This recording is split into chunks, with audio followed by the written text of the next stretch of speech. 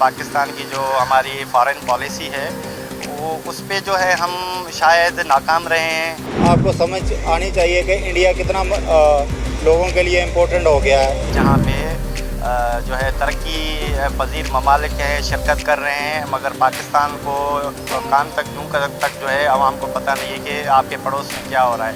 ये एक ऑनर होता है उस मुल्क के लिए, जिस मुल्क में पूरी दुनिया के जो 20 मुल्कों के जो टॉप 20 हैं वो लोग पहुंचते हैं। तो ज़ाहिर पूरी दुनिया में उनका नाम से देखते हैं कि ये आगे बढ़ रहे लोग और काम कर रहे हैं। कि हमने सारा कुछ होने के बावजूद वही कुदरती वसाइल जो इंडिया के पास हैं वही हमारे पास हैं, सेम डेमोग्राफी है, लेकिन आज हमारे हालात देख लें, इंडिया के देख लें। दुनिया ने जो है साइड लाइन पे लगा लिया है।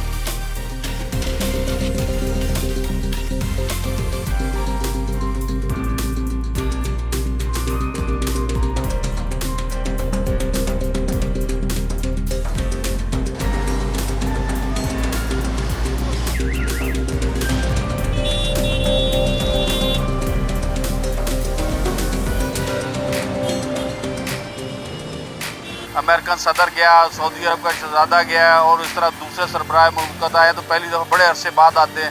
तो ये एक ऑनर होता है उस मुल्क के लिए, जिस मुल्क में पूरी दुनिया के जो 20 मुल्कों के जो टॉप 20 हैं वो लोग पहुंचते हैं और वो पहुंच के एक ऑनर तो होता है उसका।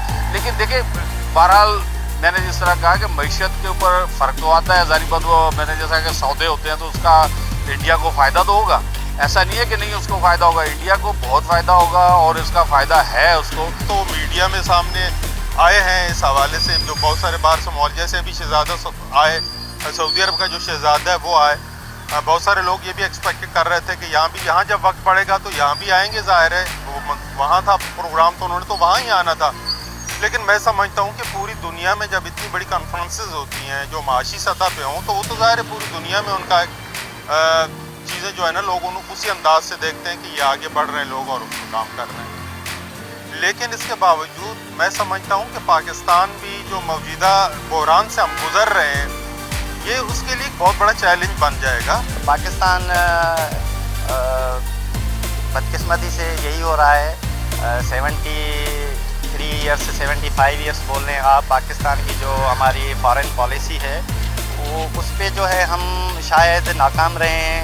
इसी वजह से आपके पड़ोसी ममालिक में एक G20 की कॉन्फ्रेंस हो रही है जहाँ पे जो है तरक्की पजीर ममालिक हैं शिरकत कर रहे हैं, मगर पाकिस्तान को कान तक जूं तक जो है आवाम को पता नहीं है कि आपके पड़ोस में क्या हो रहा है।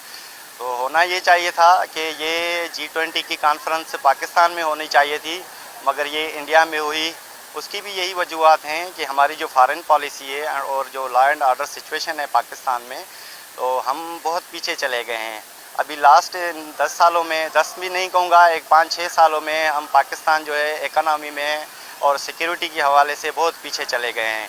शायद हमें दुनिया ने जो है साइड लाइन पर लगा लिया है। आज हम अपनी इकॉनमी को डिफ़ॉल्ट होने से बचाने की कोशिश कर रहे हैं और इंडिया जो है वो वर्ल्ड की जो 20 बेहतरीन बड़ी क़ुव्वतें हैं उनके साथ खुशगपियों में मशरूफ़ है। तो मैं समझता हूँ इंडिया ने बहुत ही आला स्टेप लिया है ये वाला कि उनको ये होस्ट मिला है। बहुत ही अहम मौका था इंडियंस के लिए, सर फ़ख्र से बुलंद हुए होंगे उनके, और हमारे लिए ये हज़ीमत है कि हमने सारा कुछ होने के बावजूद वही कुदरती वसाइल जो इंडिया के पास हैं वही हमारे पास हैं, सेम डेमोग्राफी है, लेकिन आज हमारे हालात देख लें, इंडिया के देख लें। इंडिया की जो तस्वीरें आई हैं PM मोदी की मुख्तलिफ़ सरबराहान ममलिकत के साथ, वो इंडिया का जो पॉजिटिव चेहरा है वो दुनिया में दिखाने में बहुत बावर हुए हैं। वहाँ पे सारी दुनिया के जो बड़ी 20 पावरफुल कंट्री हैं उनके सारे ममालिक थे, तो ज़ाहिर है जहाँ पे 20 ममालिक के सरबराह होंगे दुनिया के सबसे बड़ी इकॉनमी के, तो सारी दुनिया की निगाहें भी वहाँ पे ही होंगी। तो इंडिया एक मार्केट है। आपने देखा कि सऊदीया के जो शहजादा हैं, वलीअहद हैं, वो हमारी तरफ नहीं आए, लेकिन वो इंडिया ज़रूर गए हैं उस समिट में कॉन्फ्रेंस करने के लिए। पहले इतलात आ रही थी कि शायद वो इधर भी आएंगे, लेकिन वो इधर नहीं आए। इससे आपको समझ आनी चाहिए कि इंडिया कितना लोगों के लिए इम्पोर्टेंट हो गया है।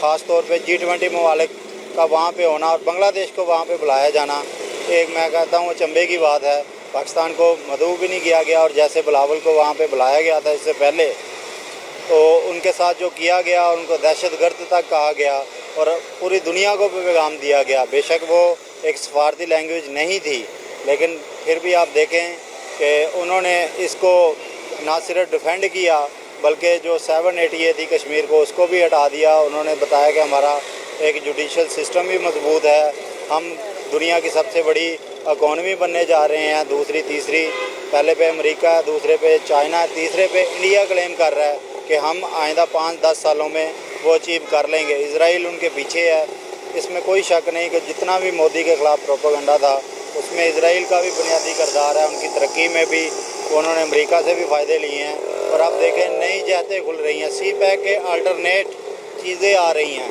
अब देखना ये पड़ेगा कि पाकिस्तान ने 10 सालों में, हम गोल्डन जुबली तो मिला ली 10 साल पाकिस्तान ने सी पैक के लिए, लेकिन उधर से हासिल क्या हुआ? सिवाय रोडों के, सिवाय हमें पुलों के कोई इन्वेस्टमेंट बड़ी नहीं आ सकी।